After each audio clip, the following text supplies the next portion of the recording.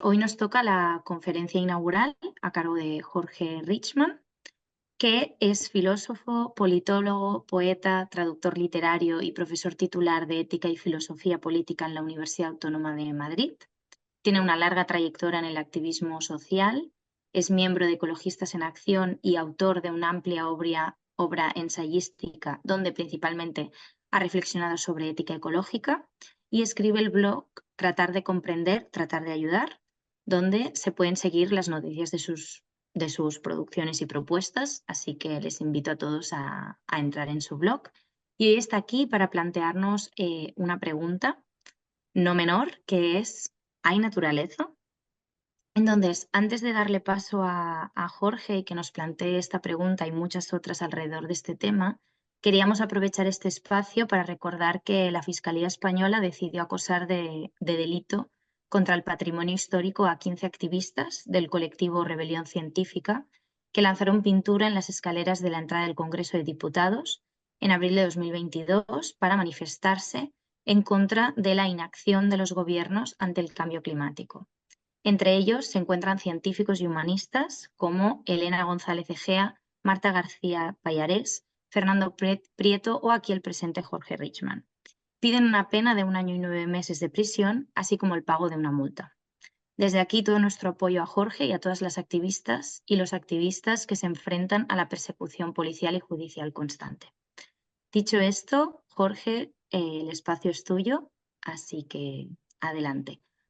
Bueno, pues muchas gracias, Carla, y también a los demás compañeros y compañeras de Albasud por propiciar este encuentro. Sí, el punto de partida es una pregunta que puede parecer un poco extravagante, ¿no? Esto de si hay naturaleza, si existe tal cosa como la naturaleza, ¿no?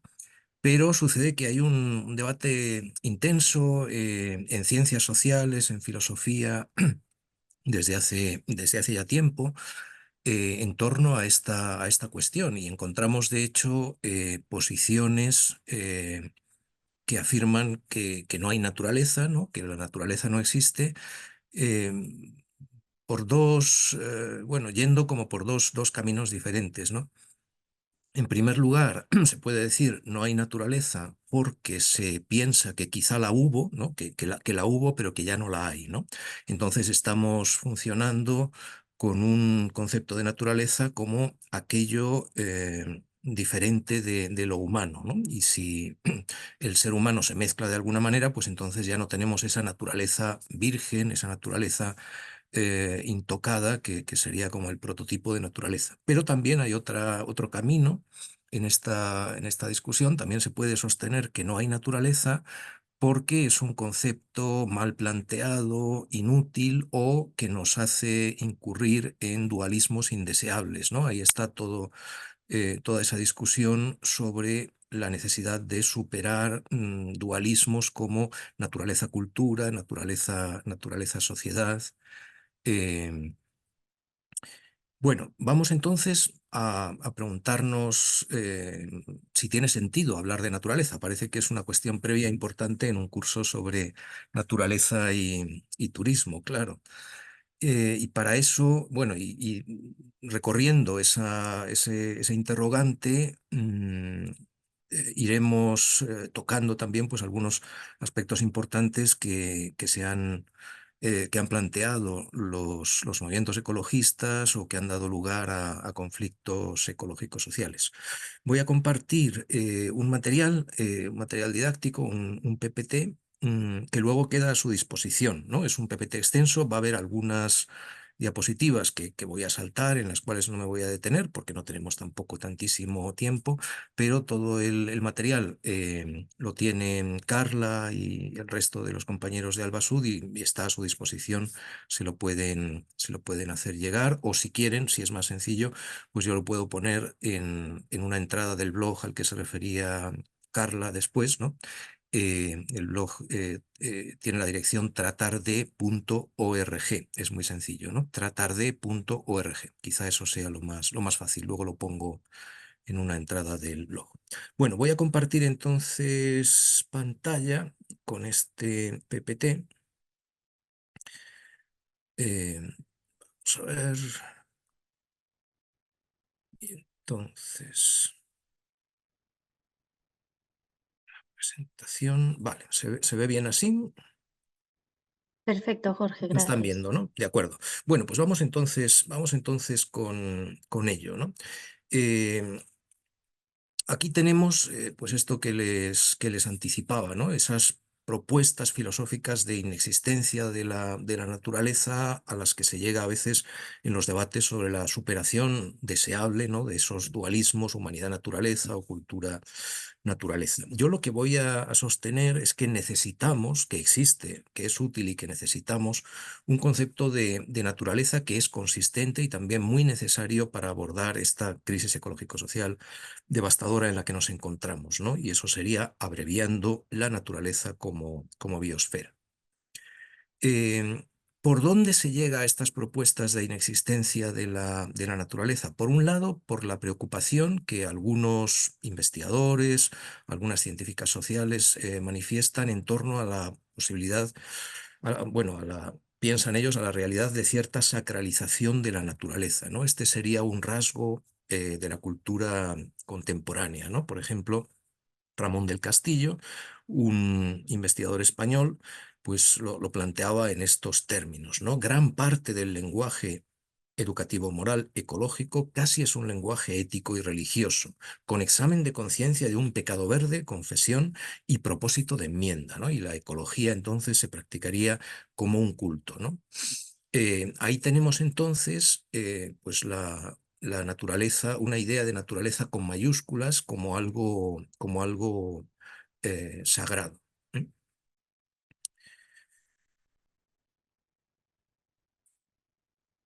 Alain Badiou, un conocido filósofo francés, escribía por otra parte, ¿no? O decía más bien en una entrevista: después de los derechos del hombre, el ascenso de los derechos de la naturaleza es una forma contemporánea de opio para las masas. Es una religión apenas camuflada. El terror milenarista, la preocupación por todo excepto por el propio destino político de los pueblos, nuevos instrumentos para el control de la vida cotidiana, la obsesión con la higiene, el miedo a la muerte y las catástrofes. Se trata de una operación gigantesca, ¿no? Dice Badiou, de despolitización de los sujetos. Por tanto, aquí tendríamos también pues, otro camino de preocupación. eh, en este caso, la, la preocupación contemporánea por la naturaleza vendría impulsada por una operación de despolitización de los sujetos, ¿no? Y así hay, bueno, verán ustedes aquí pues varios ejemplos más de estos pensadores, investigadoras, ¿no? Este Pardy, por ejemplo, también con la idea de que la naturaleza con N mayúscula pues es una idea religiosa y hay que ir con cuidado con ella. No es que no haya que prestar atención a esto, ¿no? Es verdad que existen tentaciones, pueden existir tentaciones sacralizadoras y que ello lleva consigo peligros, ¿no? El peligro principal, y debemos ser conscientes de ello porque ha sido pues un peligro muy real, ¿no? En el pasado y lo sigue siendo en el presente, es el de naturalizar formas de dominación y de daño. ¿M? Esto se lo podríamos preguntárselo pues a las mujeres que han sido sojuzgadas en nombre de lo natural o a los homosexuales que han sido perseguidos por sus inclinaciones eh, designadas como contra natura. Entonces, esta estrategia de naturalizar formas de dominación la encontramos, la han practicado pues muchas culturas, muchas clases dominantes a lo largo de la historia y por tanto pues es correcto y yo también lo apoyo desde luego el estar atentos frente a ello, ¿no? Por ejemplo, escribía una pensadora ecofeminista española, Alicia Puleo: las definiciones ontológicas de los sexos guardan estrechas relaciones con la moral, el derecho y la política. Las mujeres han sido tratadas como posesiones útiles para el placer y la reproducción y por tanto conceptualizadas como naturaleza, cuerpo y sexualidad. A su vez, esta conceptualización ha permitido que continúe la dominación, ¿no? Bien, esto entonces nos lo tomamos en serio. Pero una vez dicho esto, deberíamos preguntarnos si realmente este es un fenómeno tan importante en la actualidad, ¿no? Ese convertir a la naturaleza en algo sagrado, ¿no? Lo que podríamos llamar naturolatría. Yo creo que eso no tiene tanto peso en la cultura contemporánea, ¿no? Al menos en mi país, en otros países europeos, me da la impresión de que en América Latina tampoco. Habría que hacer un análisis más fino, ¿no? Yendo pues cultura por cultura, digamos, pero quizá vamos a encontrar con más frecuencia algo más que una naturolatría, pues algo así como un odio hacia la naturaleza, ¿no? Eso, por ejemplo, un pensador francés, Christian Godin, lo defendió de manera convincente, ¿no? En este libro El odio de la naturaleza, ¿no? La haine de la nature. Pero tenemos, en cualquier caso, pues esa posición, ¿no? Esa suerte de grito, casi un grito de combate. La naturaleza no existe, ¿no? Así lo escribía entre signos de admiración este profesor de la Universidad de Manchester, Eric, un apellido de estos que uno no sabe muy bien cómo pronunciar, ¿no? Svingendorf o algo así. La naturaleza no existe, nos dicen estos pensadores. Bueno, vamos entonces, quizá la manera mejor de abordar esto es preguntarnos qué significa naturaleza, qué queremos decir cuando hablamos de naturaleza, ¿no? Raymond Williams, un analista cultural también, pues muy importante, ya dijo hace muchos años que la naturaleza es quizá la palabra más compleja del lenguaje. Es una palabra muy polisémica, ¿no? Está atravesada por toda clase de connotaciones, sentidos, historias, geografías, fantasías, sueños, proyecciones e imágenes de deseo, sugería Williams. Una palabra muy polisémica. Y se han escrito bibliotecas sobre la cuestión de la naturaleza, ¿no? Muchos artículos, muchos libros, aquí hay algunos importantes, ¿no? Huellas en la playa de Rodas, un estudio histórico notabilísimo de Clarence Laken, el libro ¿Qué es la naturaleza? De Kate Soper, la compilación que publicó Fondo de Cultura Económica sobre la naturaleza, el libro de Pierre Hadot, un gran filósofo francés titulado El velo de Isis. También este estudio clásico de Caroline Merchant sobre la muerte de la naturaleza, ¿no? Con perspectiva ecofeminista, o Bill McKibben hablando también sobre el fin de la naturaleza, ¿no? Pueden ver solo con esta media docena de libros, pues que son un debate intenso. Una manera de abordarlo en esta pregunta, pues, ¿de qué hablamos cuando hablamos de naturaleza? Sería el diálogo que yo emprendí hace ya muchos años a mediados de los 90 con Fernando Savater, ¿no? También un conocido profesor español, que había escrito un diccionario filosófico que se publicó en el 95, donde una de las entradas, una voz del diccionario, era naturaleza. Y allí Savater distinguía tres sentidos distintos del concepto de naturaleza. Fijémonos. Naturaleza, en primer lugar, como todo lo existente. El conjunto de todo lo que existe sometido a las regularidades que estudian las ciencias de la naturaleza. En segundo lugar, naturaleza como lo que existe pero sin intervención humana. El conjunto de las cosas que suelen existir sin intervención humana. Un subconjunto de todo lo que existe, de lo cual, con lo que a donde llegamos quitando lo humano.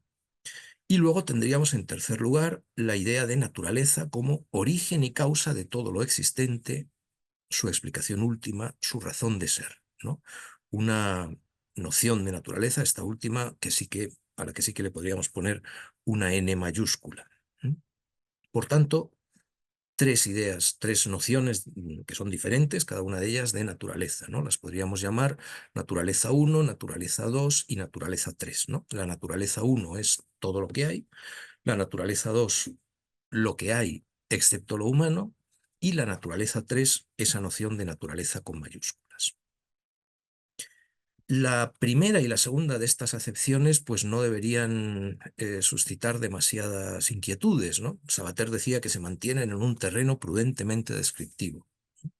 Pero en cambio, en la tercera, esa naturaleza con N mayúscula, Sabater denuncia un mito religioso y político. Aquí vemos el mismo tipo de preocupaciones que antes expresaban Ramón del Castillo o Alain Badiou, ¿no? Sería una categoría más religiosa que racional, y también pues estos pensadores del Castillo, Badiou, Sabater, argumentan contra ella, ¿no?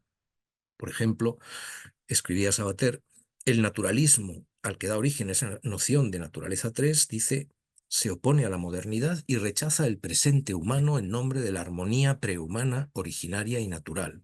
Lo mismo que las religiones repudian los fastos y carnales afanes de este mundo en nombre de la perfección invulnerable del más allá. Y esta noción de naturaleza con mayúsculas sirve de coartada, ¿no? Sostenía Sabater, coartada ideológica para movimientos sociales sospechosos. El nacionalismo, el comunitarismo o neocomunitarismo, la deep ecology, ¿no? El ecologismo profundo, todo eso serían movimientos sociales sospechosos anclados en una noción también sospechosa de naturaleza. Hay aquí algunas observaciones adicionales en las cuales ahora no voy a detenerme. Bien, voy a tomar un paso del artículo que antes cité de este profesor de Manchester, Sphingend-Dove, porque nos permite ver bien cuál es el problema que va a manifestarse en estas posiciones, ¿no? Como la de Sabater o la del Castillo o la de Sphingend-Dove. Este profesor de Manchester insiste, en primer lugar, pues como igual que Sabater, dice, no hay seguridad alguna en la naturaleza. Es imprevisible, errática, se mueve de forma ciega y espasmódica. No hay ninguna garantía final en la naturaleza en la que podamos basar nuestra política o nuestra concepción de lo social, en la que podamos reflejar sueños, esperanzas o aspiraciones. Fíjense en lo que viene a continuación, porque esto es importante. Para decirlo sin rodeos, ¿no? Escribe Sphingend-Dove, reducir o no hacerlo las emisiones de dióxido de carbono afecta al clima global y conforma patrones socioecológicos de diferentes modos. Pero tal proceso, aunque tuviera éxito, no produciría en sí mismo una sociedad buena en un ambiente bueno. Fíjense en lo que está diciendo, ¿no? Necesitaríamos, para conservar, si fuera posible, cierto equilibrio climático, reducir las emisiones de dióxido de carbono, ¿no? Y de metano, ¿no? Y de los otros gases menos importantes de efecto de invernadero, pero, dice Sphingend-Dove, aunque ese proceso tuviera éxito, no produciría una sociedad buena en un ambiente bueno. Bien. Podemos tener muchas naturalezas diferentes, ¿no? La Tierra, pues, ha conocido climas distintos, ha tenido niveles diferentes de dióxido de carbono en la atmósfera, ¿no? Ha habido naturalezas con 280 partes por millón de gas carbónico en la atmósfera. Esa era el nivel de dióxido de carbono antes de la era industrial. Hace poco teníamos una naturaleza con 400 partes por millón de dióxido de carbono, ¿no? Ahora estamos ya en 420 y tantas porque está subiendo con rapidez. Podría haber habido en el pasado también, ¿no? Y podríamos llegar a una Tierra con una atmósfera con 800 partes por millón de dióxido de carbono. En esa Tierra de 800 partes por millón probablemente no hubiera seres humanos, ¿no? Porque se habría desbocado, pues, un efecto de invernadero de tal calibre que nosotros probablemente no estaríamos aquí. Claro, si nosotros adoptamos una suerte de perspectiva cósmica, si imaginamos que somos, pues, como observadores lejanos desde una estrella como Sirio, ¿no? Que está a 8,6 años luz de la Tierra, eso que dice Sphingend-Dove tiene sentido, ¿no? Si pensamos que somos extraterrestres, viéndolo todo desde lejos, sin intereses en nada de esto, pues le podemos dar la razón. Pero al mismo tiempo es muy perturbadora esa sugerencia de que no reducir las emisiones antropogénicas de los gases de efecto de invernadero que están causando una tragedia climática, que van a dar forma, si no reaccionamos de manera muy fuerte, a una nueva biosfera que seguramente va a ser muy hostil para los seres humanos, también para muchas otras clases de seres vivos. es muy perturbador sugerir que eso va a generar un medio ambiente que no podremos calificar de bueno ni de malo. ¿Mm? O diciéndolo de otra forma, sostener que la Tierra cocedero, ¿no? Eso que llaman los investigadores hothouse Earth, hacia la que estamos avanzando muy rápidamente, que sería una Tierra cocedero en la cual el ecocidio generaría el exterminio de casi toda la humanidad o de la humanidad entera, sugerir que eso es un medio ambiente tan bueno como la biosfera del Holoceno, habitable para nosotros, amistosa, ¿no? Nuestro hogar, parece un disparate, ¿no? Ahí hay algo un poco extraño. ¿Qué es lo que está pasando aquí?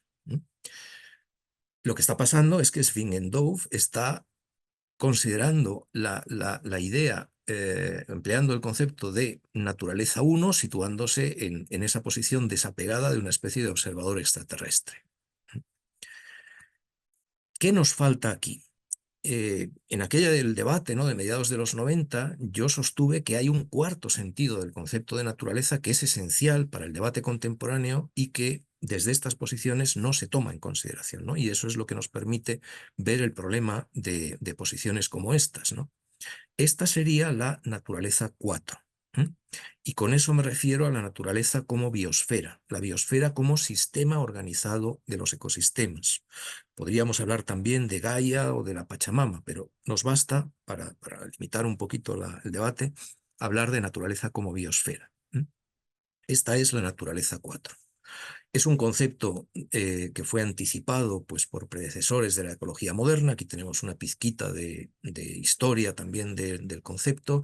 Hace prácticamente un siglo que este concepto fue definitivamente acuñado por un geólogo, biólogo ruso muy importante, Vladimir Vernadsky, ¿no?, que publica en 1926 su libro La biosfera, ¿no? Y luego aquí recuerdo, bueno, pues lo que son los ecosistemas, los 30 tipos básicos de ecosistemas, ¿no?, y la definición de biosfera como sistema estructurado de los ecosistemas, ¿no? Aquí están recogidas, pues, estas nociones, ¿no?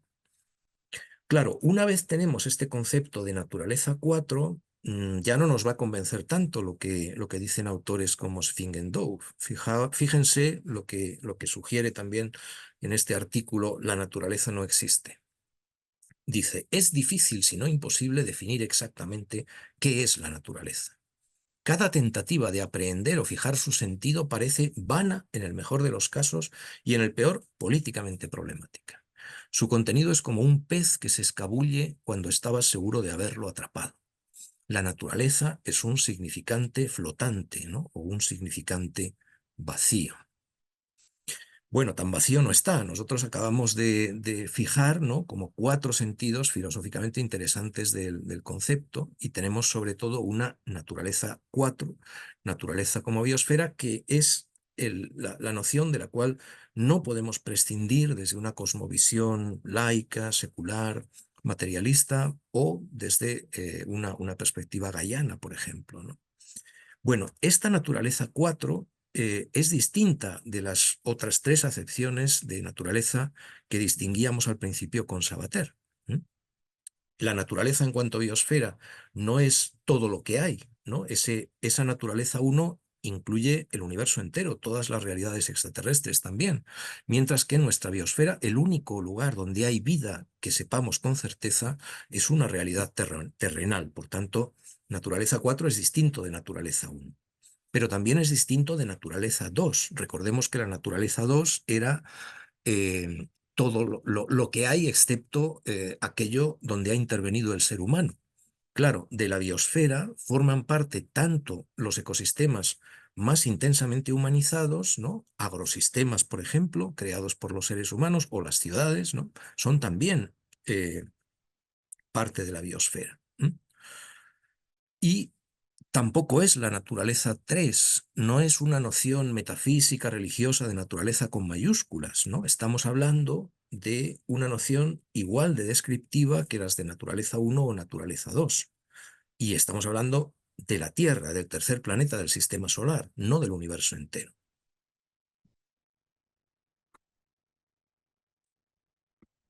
Abordo a continuación algunos debates un poco laterales en los cuales ahora no me voy a detener, ¿no? Por ejemplo, también se puede sostener que no hay naturaleza por una concepción, una corriente pues poderosa también en la cultura contemporánea que tiende a reducir la vida al desarrollo de algoritmos, ¿no?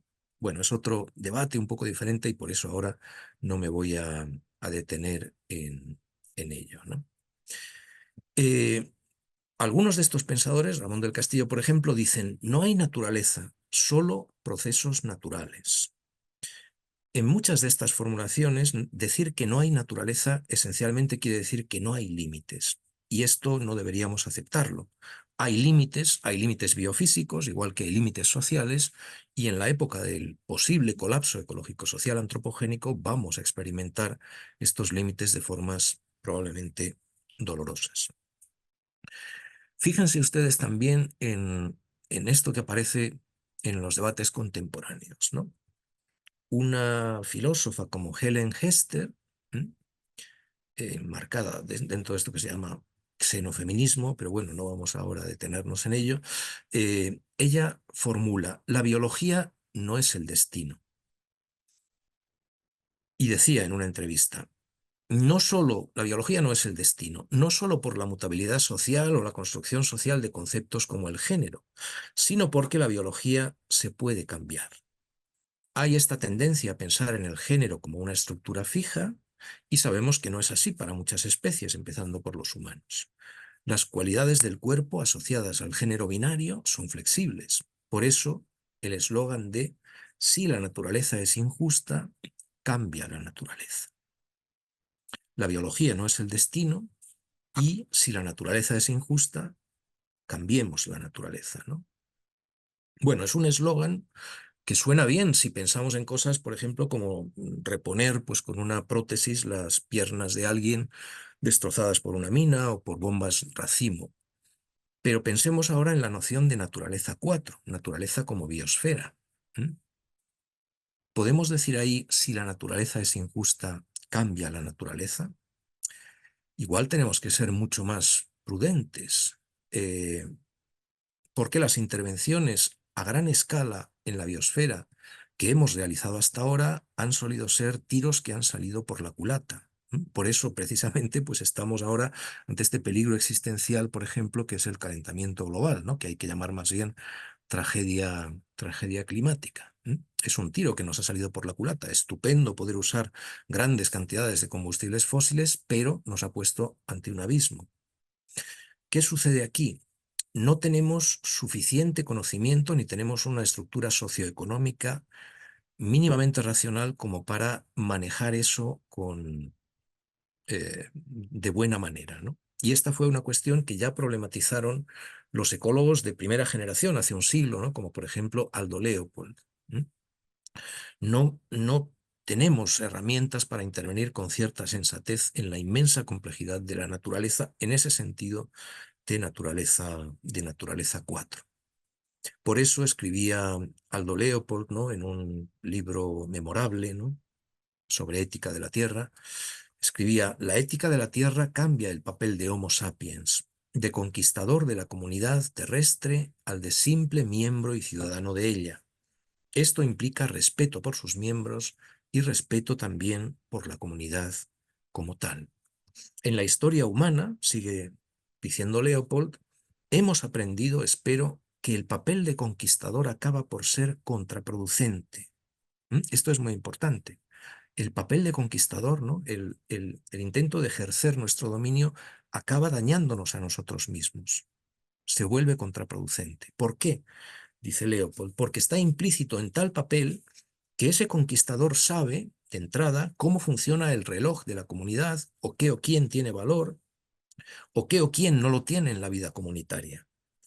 Siempre acaba por resultar que no sabe ni una cosa ni otra, así que sus conquistas acaban tornándose derrotas. No tenemos suficiente conocimiento, lo cual está relacionado con la extrema complejidad de la biosfera en su conjunto, de esa naturaleza 4 como un todo. Y por eso, terminaba escribiendo Leopold, el ciudadano común de ahora supone que la ciencia sabe cómo funciona ese reloj de la comunidad, ¿no? Una metáfora por el conjunto de esa naturaleza 4. El científico está convencido de lo contrario. Sabe que el mecanismo biótico es tan complejo que su funcionamiento nunca puede ser comprendido del todo. ¿Mm? Ser conscientes de esto no equivale a una prohibición de cualquier clase de intervención en la biosfera, pero sí que nos exige que actuemos ahí con una precaución pues mucho mayor de lo que hasta ahora históricamente hemos venido haciendo, ¿no?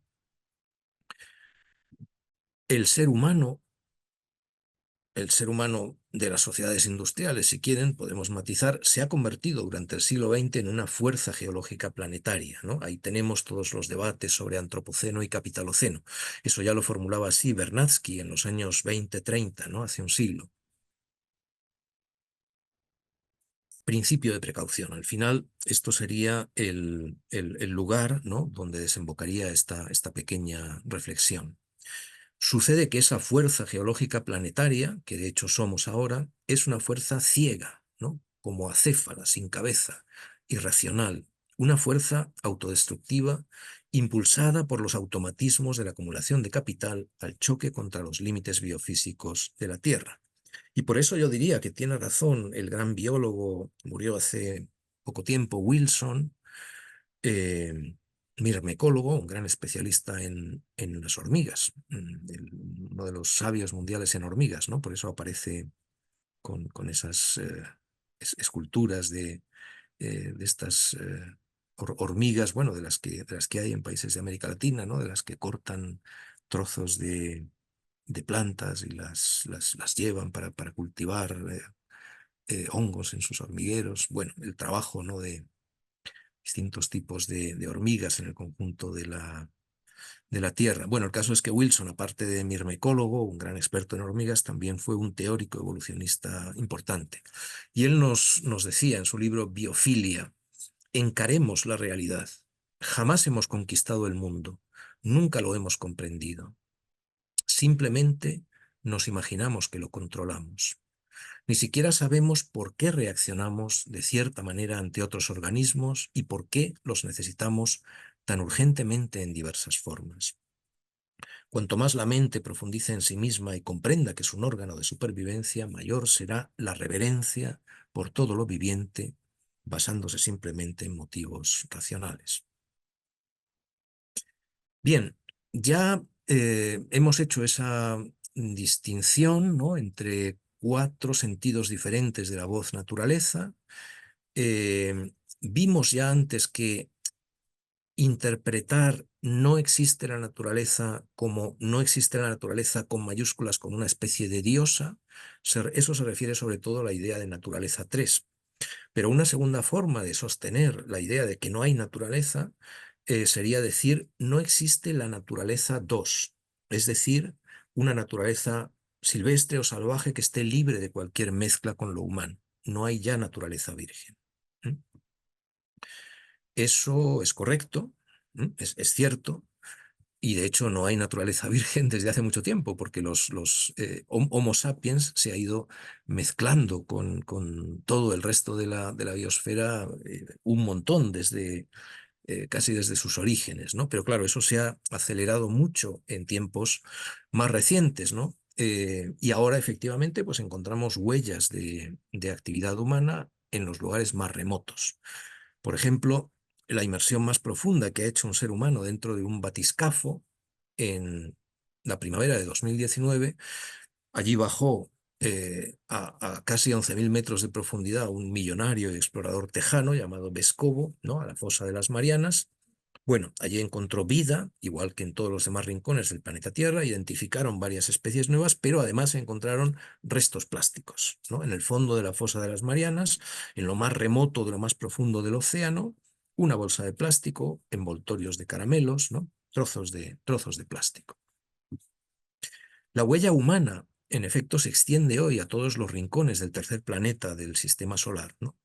Si nosotros tomamos una muestra de grasa del cuerpo de cualquier mamífero, de cualquier ave de la Tierra, vamos a encontrar restos de DDT o metabolitos del DDT, por ejemplo, ¿no? Y eso, aunque el DDT se prohibió en muchos países ya desde los años 70, ¿no? Es verdad que la huella humana pues llega a todas partes, ¿no?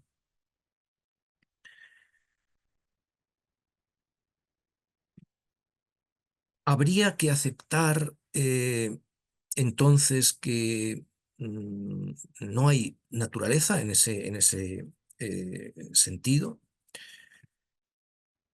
Aquí nos importa mucho, yo creo, distinguir entre esa idea de naturaleza virgen que no puede sostenerse, ¿no? Naturaleza 2 como naturaleza virgen, y sin embargo, saber que podemos seguir hablando de naturaleza más o menos silvestre o salvaje en el sentido de naturaleza sana, funcional, autónoma, diversa. No ecosistemas de los que esté ausente cualquier huella humana, sino ecosistemas en cuyos procesos básicos se conservan y donde la dinámica evolutiva sigue adelante. El punto de referencia, por eso, no es una biosfera sin seres humanos, sino una naturaleza que puede conservar su autonomía.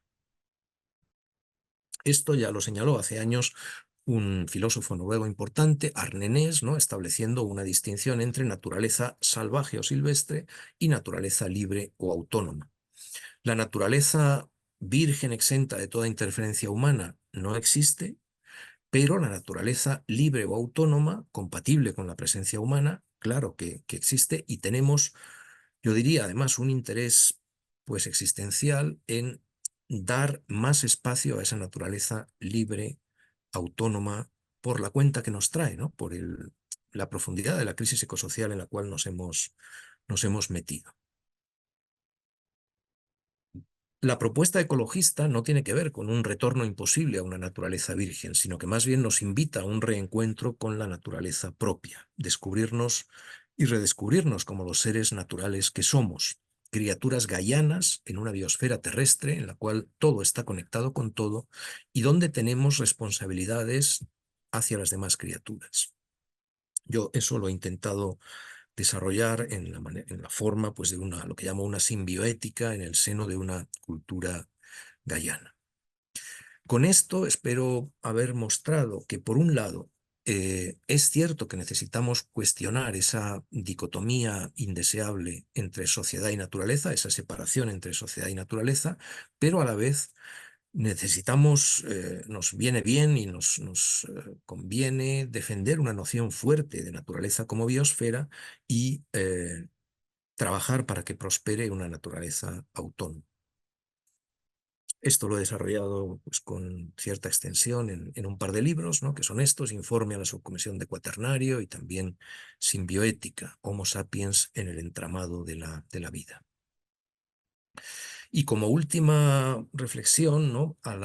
Como lo último que podríamos ya replicar, casi zanjando la discusión, a quien nos dijese que la naturaleza no existe, pues sería señalar hacia enfermedades, una enfermedad como el síndrome de sensibilidad química múltiple. No sé si conocen ustedes algún afectado o afectada por este síndrome. La exposición a ciertas sustancias químicas, ¿no? Por ejemplo, en entornos laborales, ¿no? Hay algún caso en España se ha estudiado muy bien.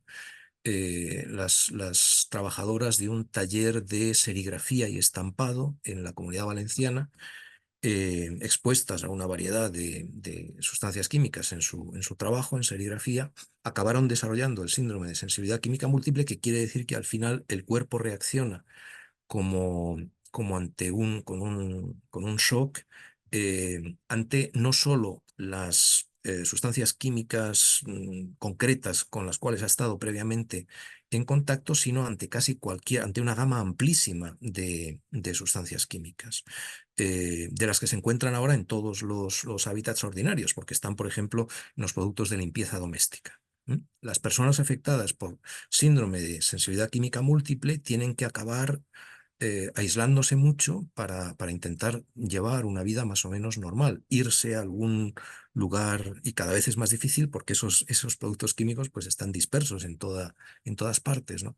Irse a algún pueblo pues con construcciones antiguas. O yo conocía también a una chica afectada por esto que tuvo que mudarse para vivir hace ya años, para vivir en el Albaicín, en Granada, que era como el barrio de las ciudades así, capitales de provincia en España, donde había también pues menos carga química en el ambiente, bueno, por la construcción de tipo tradicional y ciertos rasgos allí, ¿no?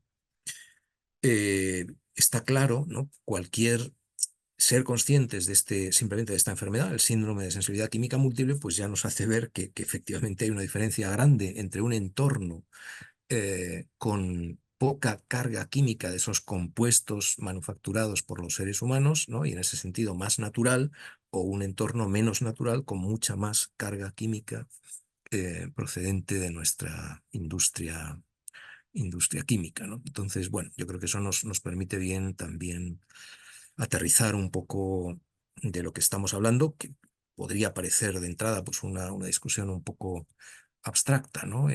Hay naturaleza, no hay naturaleza, distintos sentidos del concepto de naturaleza, pero como ven ustedes por este ejemplo final, la cosa nos afecta de manera muy directa.